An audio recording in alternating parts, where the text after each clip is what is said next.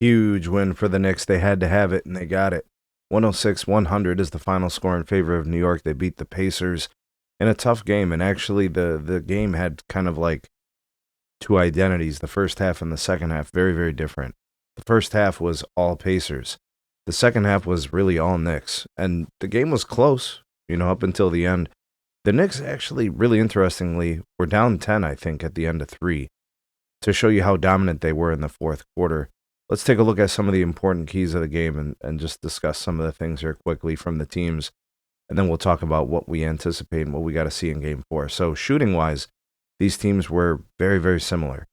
The difference in the shooting, though, the Pacers were horrible from three, only shooting 20%, I think 5 of 25.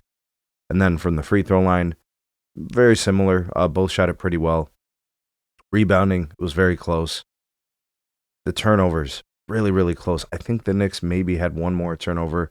The fast break points to the Pacers, I think that's how they found themselves in that really nice cushy position in the first half and then going into the fourth quarter. But the execution by the Knicks at the end of the game was crucial, and that's why they won it. They were able to close the lead.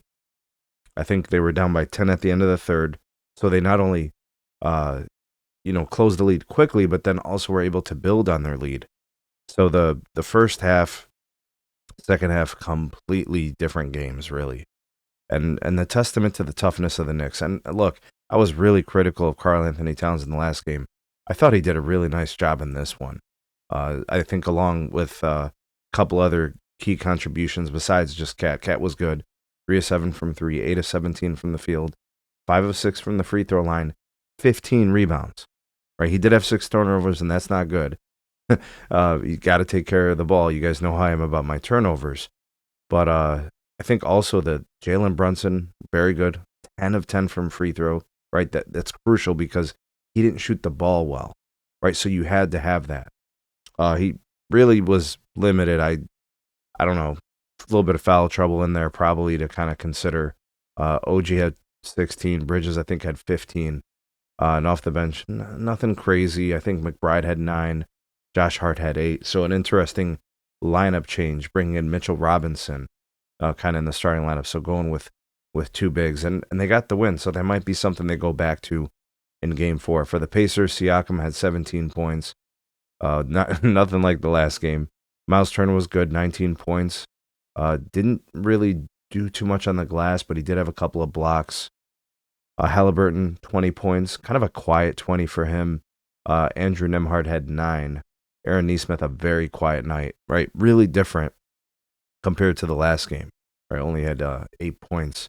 And then off the bench, I think TJ McConnell chipped in double digits, 12 points.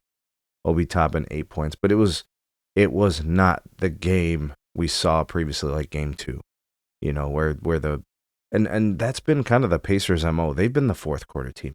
They've been the team that has executed late in games and put the pressure on. And this one was actually the Knicks, right? So shout out to Coach Tibbs putting together a good game plan and then rallying the troops for a second half comeback and then pulling off the win. This is huge, right? We have a game 4 now that's approaching the series at 2-1. If somehow the Knicks are able to get this win in game 4, this is a brand new series because it'll be going back to New York with a tied series, right? Huge implications. Now, the Pacers, look, they're going to be hard to beat. This is going to be a game 4 in Indiana, which the Pacers know basically if they win this game, they've got a couple of chances to close out the Knicks. One of those chances would be at home. So, a lot kind of riding on this next game. But the Knicks feel good about where they are, and I'm telling you, it was a huge win. The way they came back to win this game and that the adjustments that I think New York made, I think with the mentality, right? Karl Anthony Towns being more aggressive, being more assertive, and then, kind of trying a couple of things here. Like Josh Hart still played 34 minutes, even though he didn't start, but he still played his full amount of minutes. Maybe that Mitchell Robinson, maybe if he wasn't limited, I don't know if you guys saw him, he was kind of limping pregame. We saw the injury at the end of last game. Maybe he was limited in that respect.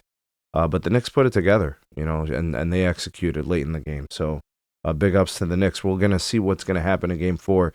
Tell me what you thought of this game and tell me what you think of the what do you have for game 4? Who do you think's going to win? And how do you think they're going to do it? Let me know. Drop me some comments. Like, share, subscribe.